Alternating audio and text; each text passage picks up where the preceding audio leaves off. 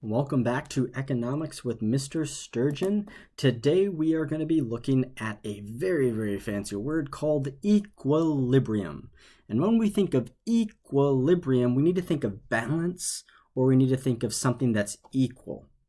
So when you think of equilibrium, you should think about pictures like this. Oftentimes you will see two gas stations right next to each other. Now take a minute. Look at this photo.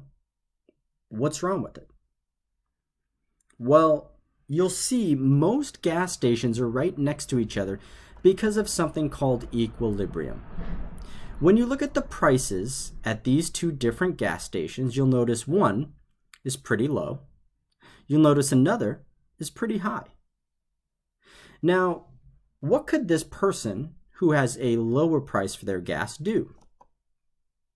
Well, because they are lower than their competitor, they can start raising their prices.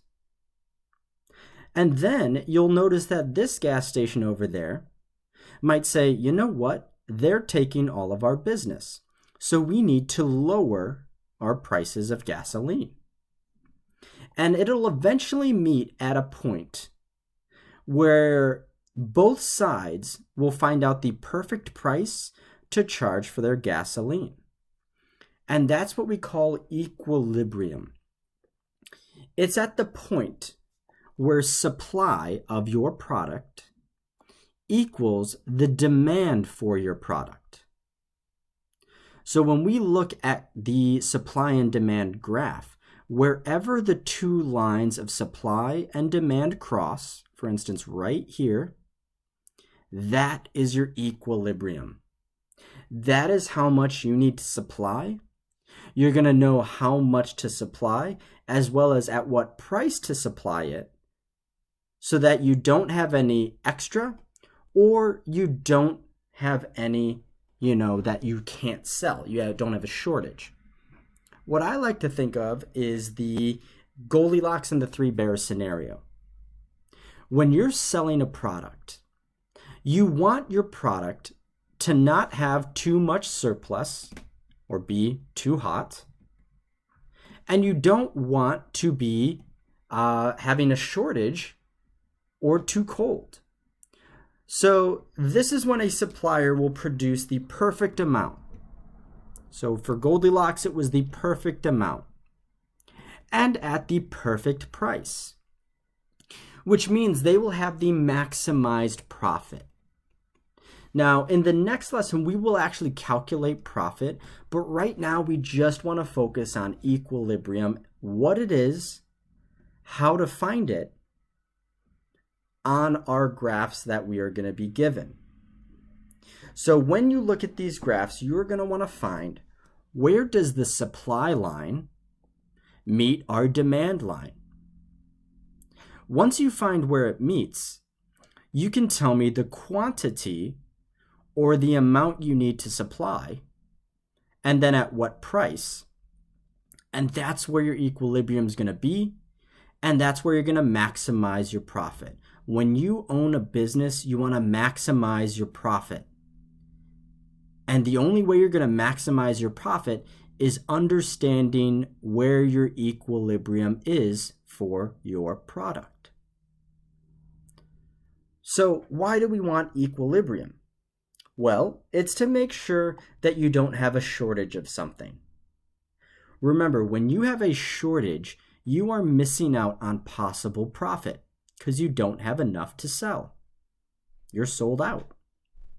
But you also want to avoid a surplus, especially if you deal with something that has an expiration date or is perishable, or maybe you own a restaurant.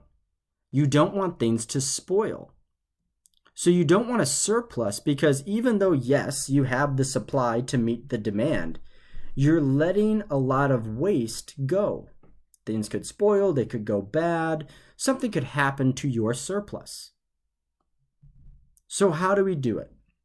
Well, when we look at a graph, we are looking for the intersection of the supply and the demand line. So if you're looking at this graph right now, you have your supply line which is the red line, supply to the sky, and you have your demand line, the blue line, demand to the dirt. So take a minute, try to find at what price and at what quantity they intersect, and that's where you will find your equilibrium. So if we're looking, if we find this intersection right here, let's find the price first. At $5 is your equilibrium price, and the quantity you should produce is 5 units.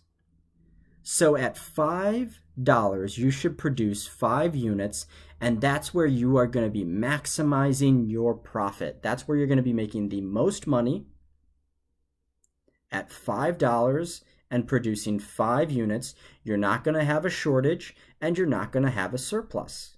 It's perfect right there.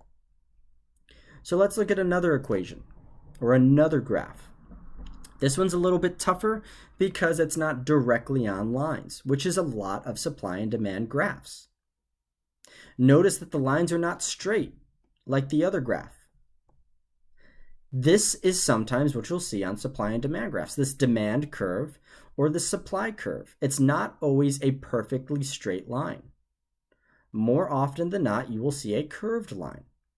So take a minute and take your best educated guess at what price and what quantity we will find equilibrium. If you look, let's do price first. So where does it cross? Right here. Well, what price is that? So if we go over, maybe like $2.20, maybe $2.30 is our price for equilibrium. Now, how many units should we produce at $2.20? Well, let's find equilibrium right there. Let's go down to the quantity.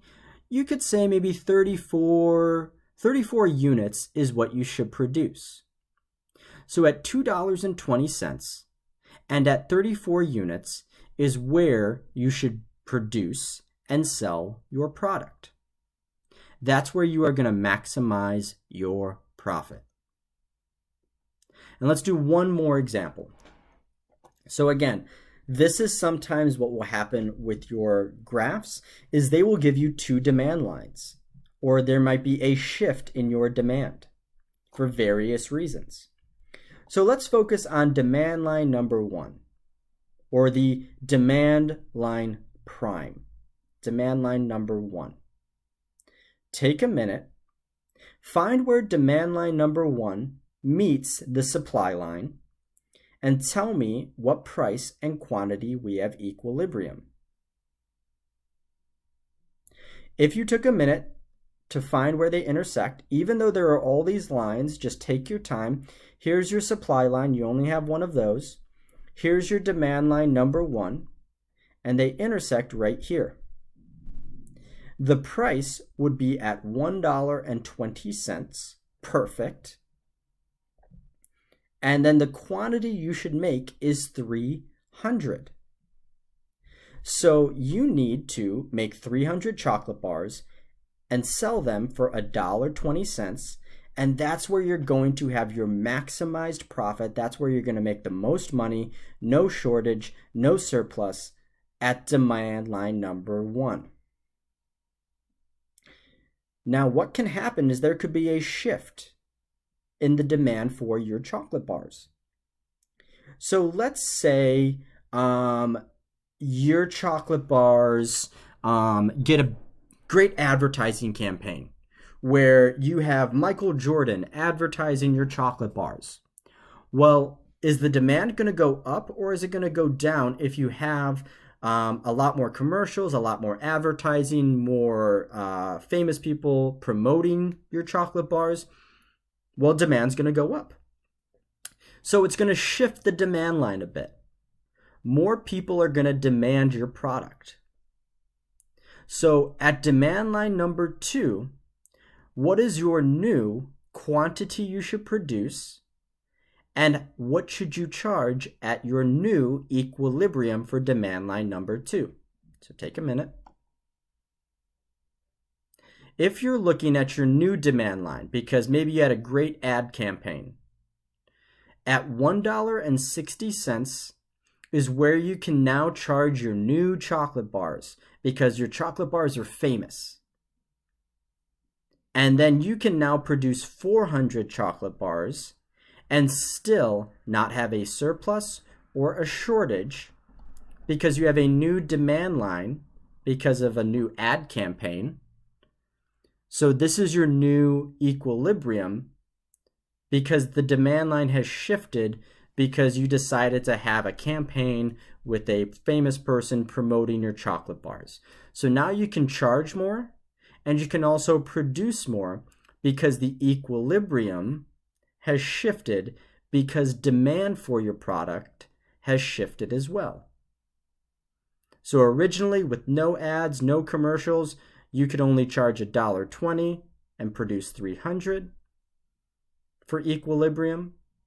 Now with this new ad campaign, you're more famous, so now you can charge more and you can produce more and still be at equilibrium. The demand line has shifted, so has equilibrium. So we're going to, in the next lesson, focus on profit and loss, trying to figure out how much to charge for something. And if we charge for something, are we going to have a profit? Are we going to be making money? Or are we going to be losing money? And we're going to use everything that we've learned so far to put it into lesson 1.7. Thank you and enjoy.